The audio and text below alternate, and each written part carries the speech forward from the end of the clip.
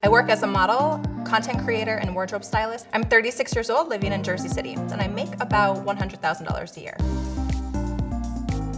Last year I made $30,000. This year I actually tripled that, and I think just because a lot of people are on their phones way more during the pandemic, my line of work sort of just skyrocketed. I have 14.8 thousand followers on Instagram. I think it would be surprising to most people that even though I have a smaller following on Instagram, there's so much money to be made. I charge $1,000 per one Instagram post with one image. I have about $55,000 in savings, $1,600 in a Roth IRA and other investments. So that's in cryptocurrency and also a mutual fund. I have 0 credit cards and 1 debit card. I used to be in a lot of credit card debt, roughly around $30,000.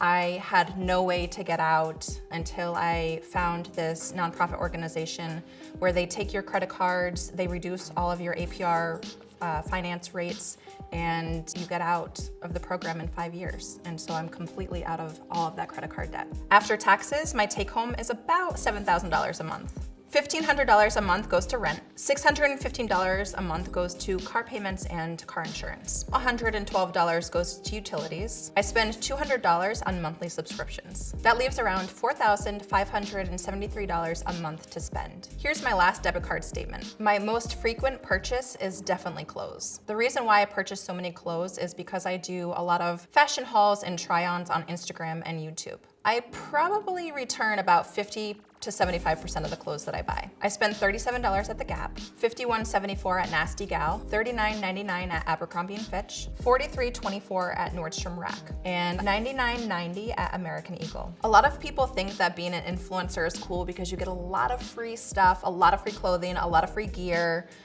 But free does not mean money, and I need to pay my bills, so it's really not sustainable unless you have other sources of income. The next charge is $11.68 and $4.21 at Sweetgreen. I spent $43.48 on Thai food. I do not go out to eat very often. I spent $167.56 at Whole Foods, $51.49 at Trader Joe's, and $63.84 at Key Foods. I was diagnosed with celiac back in 2015, which makes eating out and shopping for groceries very difficult.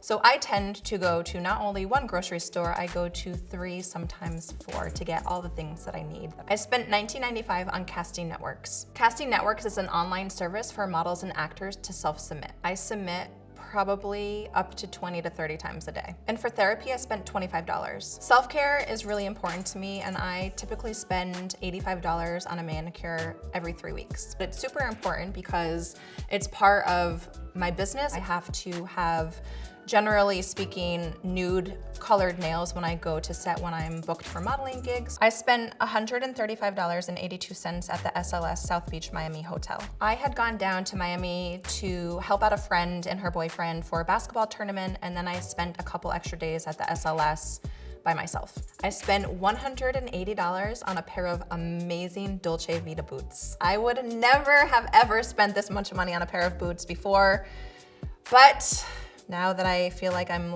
living a little bit differently, I decided to splurge, and it is all about self-care in my book. I put $500 a month into my Roth IRA. While I had some extra free time during the pandemic, I started following some feminist financial women, and they completely inspired me, and I just dove right into wanting to learn as much as possible about the industry, and I started investing. I invested $500 this month on Coinbase. I invested $900 in Bitcoin, and it's currently at $1,701.97. I don't plan on pulling out anytime soon. I think that this is a long-term investment for me. $150 on Venmo. That was for a gift for my photographer, $49.95 on a monthly Fabletics subscription. I no longer pay that monthly subscription because I now work with them and they give me free clothing every month. I spend $20.51 on renter's insurance, $10.66 on Amazon. I am a huge dork at heart, and I belong to an amazing book club full of amazing women. I will buy my books off of Amazon,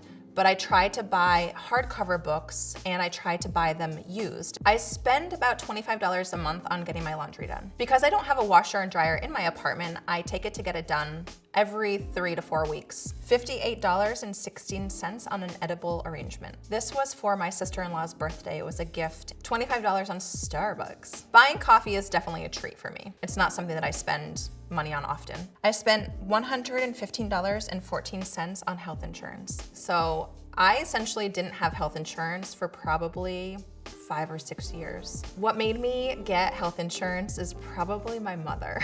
$212.18 at Walmart. They have really, really, really good clothing. It's really important for me to become even more financially literate because nobody taught me about any of this stuff. I've completely taught myself. I just feel like the finance world has been something that men have sort of ruled and ran, and we can be independent financially. We as women just need to be more in control of not only our finances, but our bodies and everything else.